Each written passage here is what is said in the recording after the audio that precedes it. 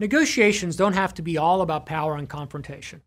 The fact is, most negotiations, even in formal, high-level corporate settings, generally stay on the positive, constructive side, because that is the best way to keep moving forward towards an agreement that's going to satisfy both sides. Hi, I'm Walter Rogers, CEO of Baker Communications and Cloud Coaching International. The key to keeping negotiations positive and constructive is to understand a specific set of tactics called the collaborative tactics. These tactics are designed to build trust and find mutually beneficial solutions. Here are some good examples. The first one is called the trial balloon, and it goes something like this. What about this idea? I agree to take delivery a month later as long as you will deliver directly to all my locations. The trial balloon is designed to get the conversation started by suggesting a theoretical solution based on possible concessions by both sides. It may not reflect the final solution, but it gets things headed in the right direction. However, trial balloons are sometimes designed to tempt you to give concessions without receiving anything in return, something you should never, ever, ever do. Focus on using them to invent options for mutual gain. Always explore but never agree to that first trial balloon. You may end up with something even better if you keep asking questions. Try something like this. Well, that might work, but taking delivery a month later may cause me some problems. Will you expect us to also delay our billing by a month? We will still need the cash flow on the front end to scale up the logistics.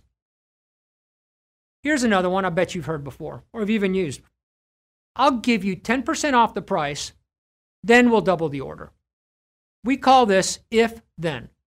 The emphasis is on suggesting a possible solution where both sides give a little in order to get a little. This tactic is actually the cornerstone of all effective negotiations. If-then is how concessions are traded, ensuring that you never give a concession without getting one in return. It is an exploratory tool to compare items that are low cost to you but of high value to the other party.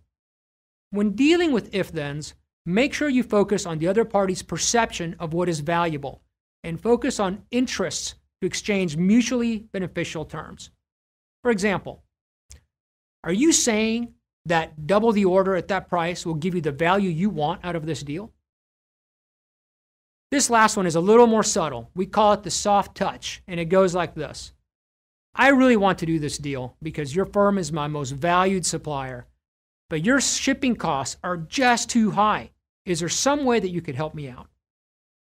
The soft touch pays you a sincere compliment based on an existing collaborative relationship, but it then leverages that relationship's history, hoping you will be willing to give an old friend a break.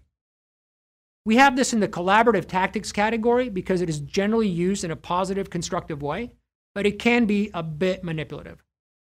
Just remember that you are never obligated to grant concessions on the basis of friendship alone. Instead, explain how the business relationship is designed to benefit both parties. Focus on how the value-added services your firm provides improve their bottom line. Stress that you are also interested in a long-term relationship and that their interest in your product will help meet their product needs. Say it like this.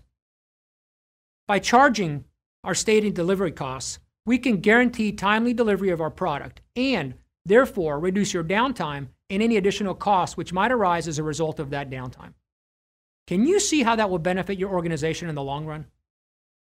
For 35 years, our companies have worked with over half of the Fortune 500, empowering them to achieve their important business outcomes through exceptional negotiation skills. Click on the link below to find out how we can help you conquer your challenges and achieve your goals today.